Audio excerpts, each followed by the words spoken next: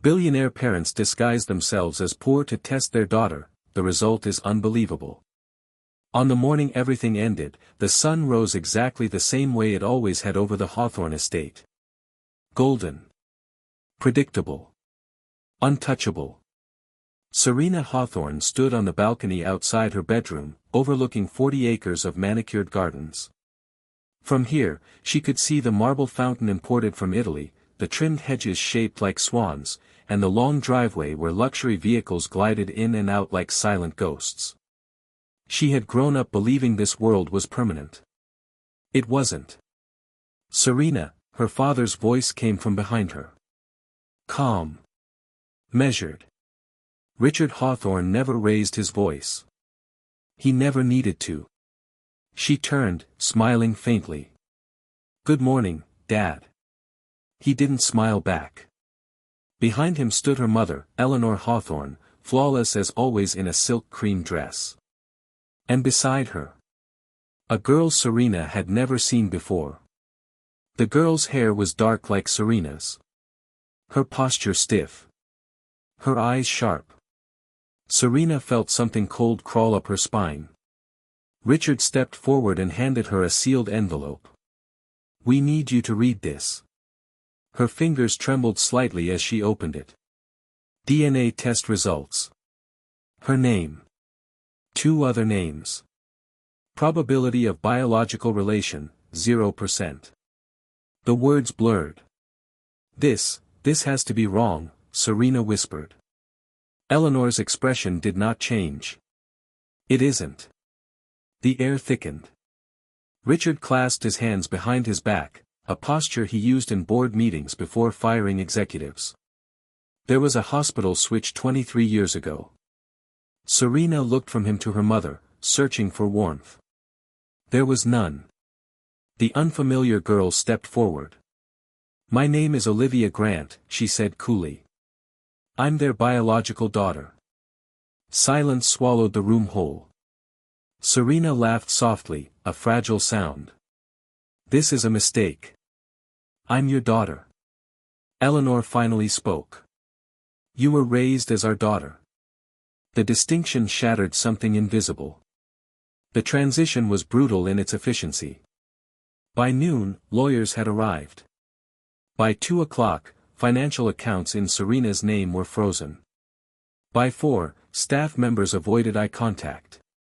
The head housekeeper, who had once tucked Serena in as a child, wouldn't meet her gaze. Richard's instructions were precise. "You will be relocated to your biological family's residence effective immediately." "Relocated?" Serena repeated. Olivia watched from the staircase, arms crossed, eyes calculating. "You may pack 2 suitcases," Eleanor added. "Everything else belongs to the Hawthorne estate." Everything else. Her childhood piano. Her books. Her framed awards. Her mother's handwritten birthday notes. Serena swallowed hard. "Am I being disowned?" Richard met her eyes evenly. "This is a correction. No shouting. No emotion. Just procedure. The same way he handled hostile corporate takeovers." Serena packed quietly. She didn't scream. She didn't beg. But as she zipped her suitcase, she noticed something strange. Her parents weren't cruel. They weren't triumphant. They were watching her. Closely. As if measuring something invisible. The car that transported Serena away from the estate was not one of the Hawthorne fleet. It was modest. Ordinary. It drove for nearly 2 hours, leaving behind skyscrapers and gated communities. The roads grew cracked. The houses smaller. The air heavier. Finally, the vehicle stopped in front of a narrow 2-story home with faded paint and a crooked mailbox. "This is it," the driver said quietly. Serena stepped out.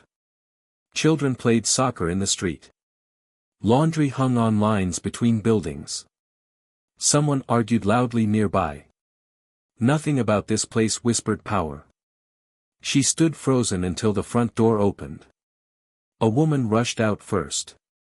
Her hair was pulled back in a simple bun. Her hands rough from labor. Tears already streamed down her face. "Serena," she whispered. The woman hesitated, as if afraid touching her might make her disappear. "I'm your mother. My name is Maria Grant." Behind her came a tall, broad-shouldered man.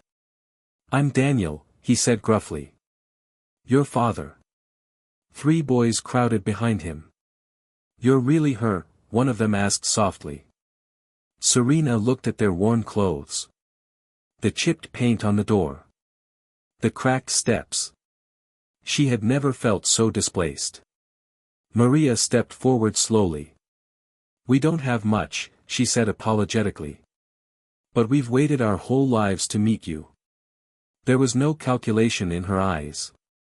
No performance. Just overwhelming love. Serena's throat tightened painfully. For the first time that day, someone looked at her like she mattered. Dinner that evening was simple. Rice. Beans. A small portion of chicken divided carefully among 6 plates. Maria kept apologizing. "I wish we could offer more." Serena picked up her fork. "It's perfect." And strangely, it was. No crystal glasses. No gold-rimmed plates. But laughter filled the table. Her brothers, Mateo, Luis, and Adrian, told stories about school and work. Daniel asked her questions awkwardly, like he was afraid of saying the wrong thing. Maria couldn't stop looking at her. As if memorizing her face. That night, Serena lay in a small room with peeling wallpaper and a twin bed. It was the smallest room in the house. They had given her the best one. She stared at the ceiling. Why weren't her parents fighting for her? Why had they accepted the DNA results so calmly? Why had they seemed prepared? She pushed the thought away. It didn't matter. She had no power now. No inheritance. No connections. No safety net. Only this house. And this family. The next morning, Serena woke before everyone else. She walked through the small house quietly. She noticed unpaid bills stacked on the kitchen counter. A broken cabinet hinge. A leaking faucet. Maria's work uniform hung by the door, a cleaning service logo stitched on the pocket. Daniel's boots were worn thin. Her brothers shared textbooks. Serena had grown up studying business strategy, economics, global finance. Now she studied something else. Need. When Maria entered the kitchen, she startled. "You're up early." Serena nodded. "I want to work." Maria blinked. "You don't have to." "I do." That afternoon, Serena walked through the neighborhood alone. She observed 2 convenience stores. A laundromat. A barber shop. No cafe. People traveled 3 streets over for coffee and pastries. An idea began forming. "I want to start a small coffee stand," Serena announced that evening. Daniel frowned. "With what money?" "We start small," she replied calmly. "A folding table. A borrowed kettle. Homemade pastries." Luis laughed nervously. "You've never even worked before." Serena met his gaze. "Then I'll learn."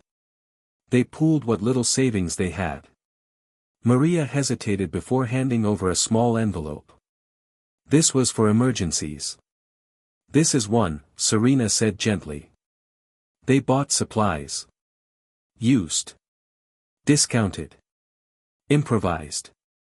Serena designed a simple sign by hand. Grant Family Coffee. Opening morning was slow. 2 customers. Then 5. Then 12. By the end of the week, they were selling out by noon. Serena insisted on consistency. Clean presentation. Friendly service. Accurate pricing. Word spread. Office workers stopped by. Construction crews became regulars. Within a month, the income doubled Daniel's previous earnings. Maria cried quietly one evening. "You brought light into this house," she whispered. Serena smiled. But somewhere far across the city, someone else was watching. Inside a high-rise penthouse, Richard Hawthorne closed a tablet screen slowly. On it were surveillance images. Serena handing coffee to a child. Serena calculating expenses carefully. Serena repairing a broken table herself. Eleanor stood beside him. She didn't complain, Eleanor noted softly. "No," Richard replied. "And she hasn't tried to contact us." Richard's eyes darkened slightly. "She won't." In another room, Olivia paced angrily. "She's running a street stand," she scoffed.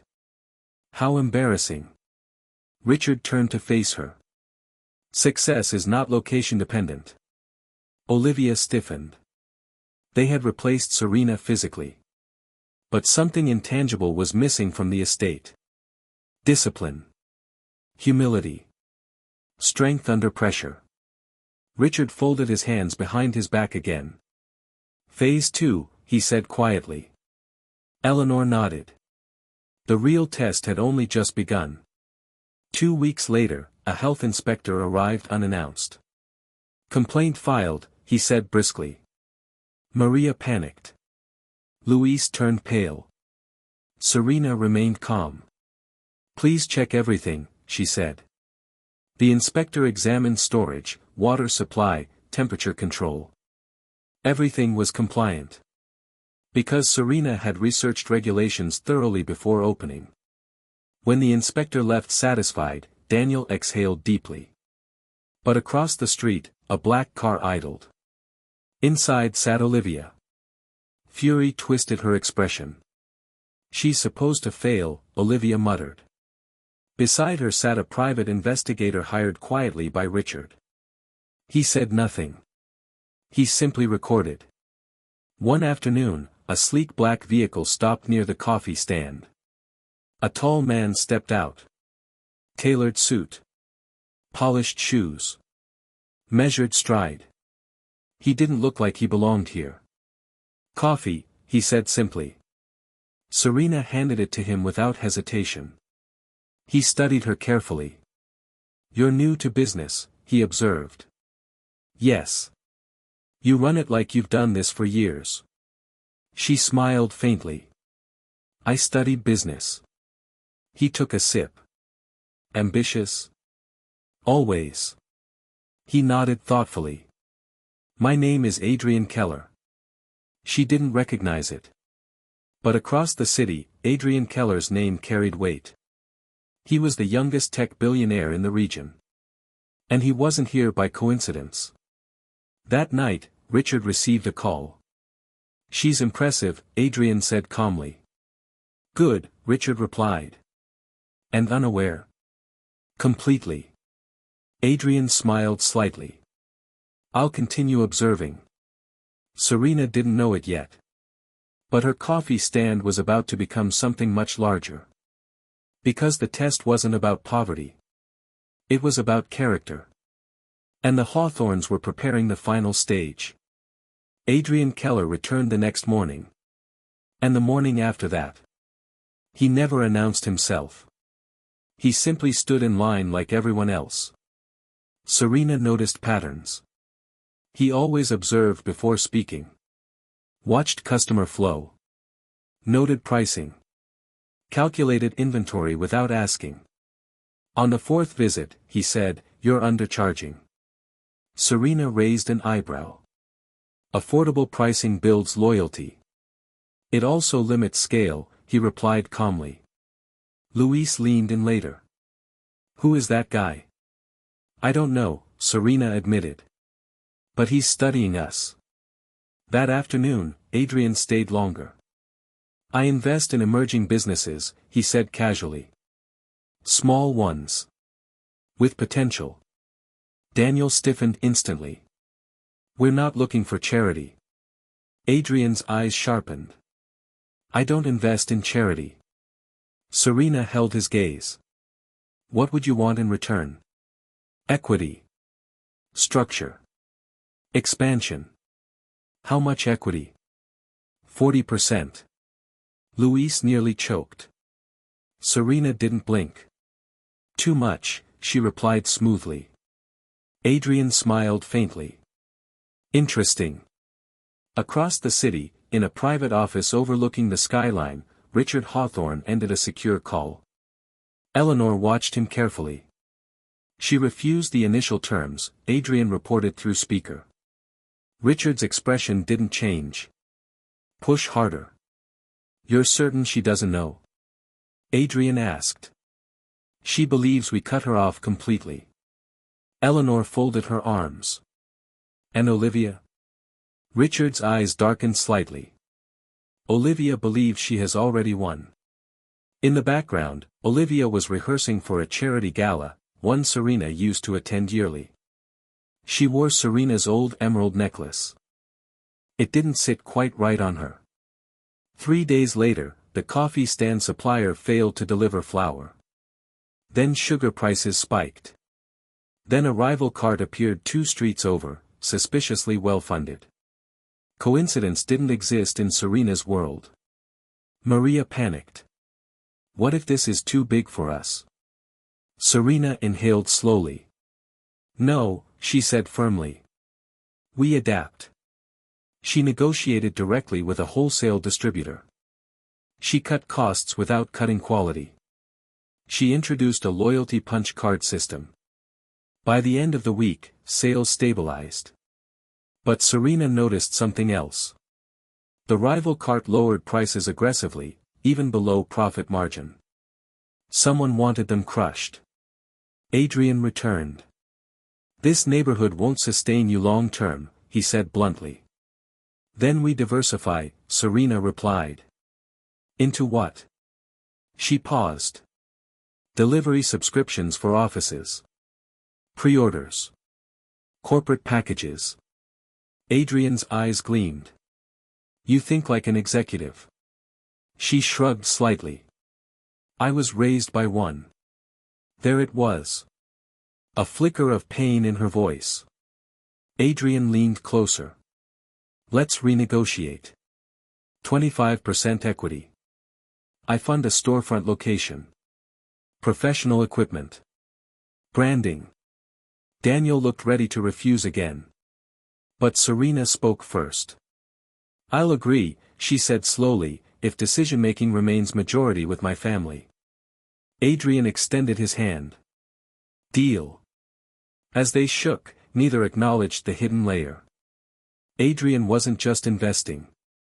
He was reporting. Meanwhile, Olivia struggled. Despite the luxury, something was off.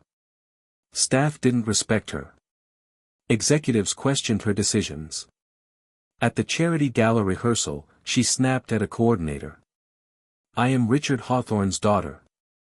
The coordinator replied politely, yes, miss. But the speech draft still needs refinement. Olivia had wealth. But she lacked composure. Eleanor observed quietly from across the room. She forces authority, Eleanor murmured to Richard later. And Serena earned it, Richard replied. Eleanor didn't answer. Because the comparison was becoming undeniable. Within 2 months, Grant Family Coffee opened a small storefront. Clean interior. Warm lighting. Hand-painted mural designed by Luis. Customers lined up on opening day. Maria cried openly. Daniel stood straighter than Serena had ever seen him. Adrian watched from the back, unreadable. Serena moved through the space confidently. Managing staff. Greeting guests. Tracking sales in real time. That evening, revenue exceeded projections by 40%. Adrian sent a simple text. She thrives under pressure. Richard replied. Increase pressure. A week later, an online article surfaced. Former billionaire heiress now running street cafe. Pictures accompanied it. Unflattering ones. Speculation filled comment sections. Some mocked her. Some accused her of scandal. Maria trembled reading it. Daniel clenched his fists. "Do you want to respond?" he asked. Serena shook her head. Silence maintains dignity. But inside, something cracked. Not because of the mockery. Because she knew. This wasn't random. Someone was testing how she handled humiliation. And she refused to give them a spectacle. That evening, Olivia arrived at the cafe unannounced. Luxury car. Designer sunglasses. Calculated smile. Customers whispered. "Well," Olivia said loudly, "this is quaint." Serena remained behind the counter. "What can I get you?" Olivia leaned in. "You really think they chose you?" Serena's expression didn't change. "They corrected a mistake," Olivia continued softly. "You were never meant for that world." Serena held her gaze steadily. "Then why are you here?" For the first time, Olivia faltered. Adrian stepped between them subtly. "Is there a problem?" he asked coolly. Olivia forced a laugh. "Just visiting family." She left quickly. But cameras had recorded everything. And Richard watched the footage later in silence. "Olivia seeks validation," Eleanor said. Richard's jaw tightened. Serena seeks purpose. One evening, a major fire broke out in a nearby building. The cafe lost power temporarily. Chaos spread in the neighborhood. Without hesitation, Serena organized free coffee distribution to emergency workers. She opened storage. Gave away food. Turned the cafe into a coordination point. No cameras were invited. No announcements made. Adrian stood in the doorway watching her work. She didn't look like someone chasing status. She looked like someone protecting community. He sent another message to Richard. She sacrifices profit for people. Richard stared at the message for a long time. Phase 3, he finally said. 3 days later, Serena received a formal envelope. Embossed. Gold-lined. Unmistakable. Invitation to the Hawthorne Annual Foundation Gala. As a guest. Not as family. Maria looked nervous. "You don't have to go." Serena exhaled slowly. "No," she said. "I do." Adrian appeared that afternoon. "I assume you're attending," he said. "Yes." "Then you'll need preparation." "For what?"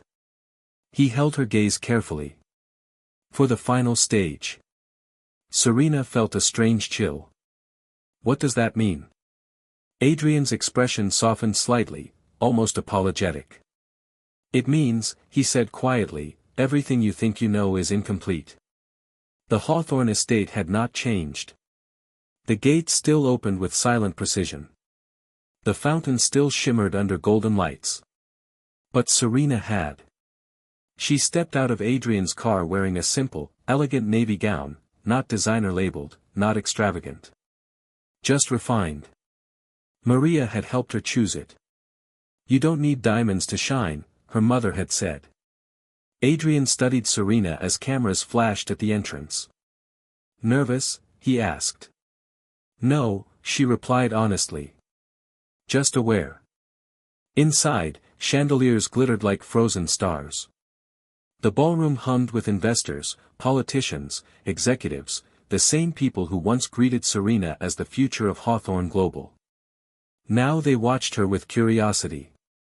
Whispers followed her steps. "That's her. The switched daughter. She looks different." She was different. Stronger. At the far end of the hall stood Richard and Eleanor Hawthorne. Immaculate. Controlled. Observing. And beside them stood Olivia, wrapped in gold silk, chin lifted too high. Serena approached slowly. Eleanor spoke first. "You look well." I am, Serena answered calmly. Richard's eyes searched her face. Business suits you. Serena didn't ask how he knew. Because now she was certain. They had always known. Halfway through the evening, Richard stepped onto the stage. The room fell silent instantly. For decades, he began, voice steady and commanding, Hawthorne Global has thrived on one principle. He paused. Character determines legacy. Serena's pulse quickened. This year, Richard continued, we faced a deeply personal matter. A revelation about family. Olivia stiffened. Eleanor remained composed. Richard's gaze swept across the ballroom before landing on Serena. 23 years ago, a hospital error changed the course of two families' lives. Murmurs rippled. Serena felt hundreds of eyes burn into her. Richard continued, when we discovered the truth, we made a difficult decision. He stepped down from the podium. And walked toward her. The ballroom seemed to hold its breath. We chose not to rely solely on blood. Olivia's face paled slightly. We chose to test character. A collective gasp filled the room. Serena didn't move. Richard faced her fully now. For 1 year, we removed wealth, security, privilege. Eleanor joined him. We observed. Images began appearing on large screens around the ballroom. Surveillance footage. Serena at the coffee stand. Serena negotiating with suppliers. Serena giving free coffee to firefighters. Serena comforting Maria during difficult days. The room fell into stunned silence. Olivia's breathing grew uneven. Richard spoke again. While one daughter demanded comfort. The screen shifted. Olivia yelling at staff. Olivia berating assistants. Olivia threatening employees with dismissal. The other built opportunity. Serena felt her chest tighten. This wasn't correction. It was orchestration. Adrian stepped forward from the side of the stage. I was not a random investor, he admitted publicly. Gasps echoed. I was commissioned to evaluate leadership under adversity. Serena turned toward him slowly. You knew, she whispered. Yes, he said quietly. From the beginning. Hurt flickered in her eyes, not because of the test, but because of the deception. Richard addressed the crowd. Serena Hawthorne was raised in privilege. But privilege does not guarantee strength. He paused. When stripped of everything, she did not beg. Eleanor's voice softened for the first time. She did not expose us. She did not collapse. She created. The screen displayed financial data. Grant family coffee, revenue growth charts. Expansion plans. Community employment increases. Applause began, hesitant at first. Then louder. Olivia stepped forward abruptly. This is absurd, she shouted. I am your biological daughter. Richard faced her. Yes. Silence. But inheritance is not biology. The sentence sliced cleanly through the room. Olivia's composure shattered. You humiliated me, she screamed. You set me up. Eleanor's eyes hardened slightly. We offered you resources. You demanded status. Olivia looked around desperately for support. There was none. Executives avoided her gaze. Investors watched carefully. Serena stepped forward then, not to claim victory, but to steady the chaos. This isn't necessary, she said quietly. Richard turned to her. It is. He signaled an assistant. A document was brought forward. Leather-bound. Thick. Effective immediately, Richard announced, Serena Hawthorne is reinstated as primary heir and majority successor of Hawthorne Global. The room erupted. Flashes. Voices. Shock. Olivia staggered backward. Serena's mind reeled. This was never about exile, Richard continued. It was about proof. Eleanor's voice finally carried emotion. We needed to know who you were without us. Serena swallowed hard. And if I had failed, she asked softly. Richard didn't hesitate. Then we would have accepted the truth. The honesty stunned her more than anything else. Richard handed her the leather folder. Inside were documents. Majority controlling shares. Executive authority rights. A leadership transition plan naming her future CEO. Serena's hands trembled. But not from fear. From weight. Across the ballroom, Maria and Daniel stood near the back, invited quietly by Adrian earlier that evening. Tears streamed down Maria's face. Serena looked between both families. You tested me, she said slowly. But you changed me. Richard nodded. That was the risk. She closed the folder gently. I accept the responsibility, she said clearly. But not the separation. The room quieted again. My biological family is not a temporary chapter. She walked to Maria and Daniel. And the cafe remains ours. Adrian smiled faintly. Richard studied her carefully. You would divide your time. I will integrate both worlds, Serena replied firmly. A small, rare smile touched Eleanor's lips. There it is, she whispered. Leadership. Not domination. Integration. Olivia left the ballroom before the night ended. No announcement. No escort. Just silence. In the following weeks, Serena assumed executive training at Hawthorne Global. Grant Family Coffee expanded into 3 locations. Maria managed operations proudly. Daniel oversaw supply logistics. Luis enrolled in business school. Adrian became a formal strategic partner. But their conversations changed. Less observation. More honesty. One evening, Serena asked him quietly, if I had collapsed, what would you have reported? Adrian met her gaze. That you were human. She studied him. And now? He smiled slightly. That you're extraordinary.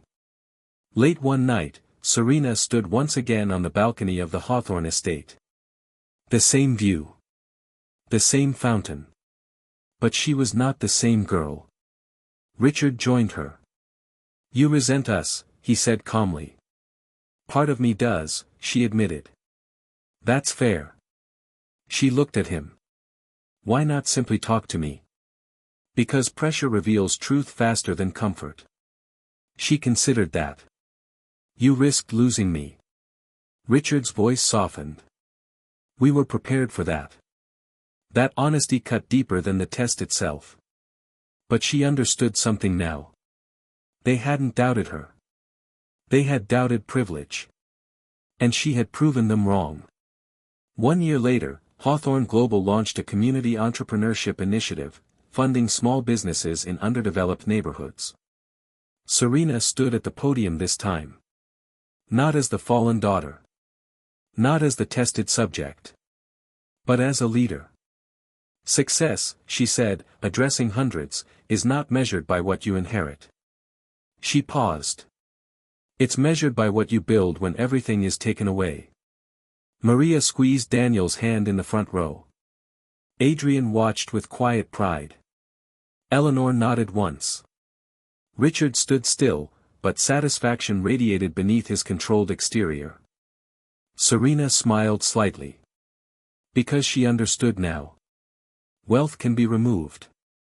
Status can be transferred. Names can be rewritten. But character, forged under pressure, cannot be manufactured. And that was the unbelievable result. Not that she regained billions. But that she never needed them to become powerful.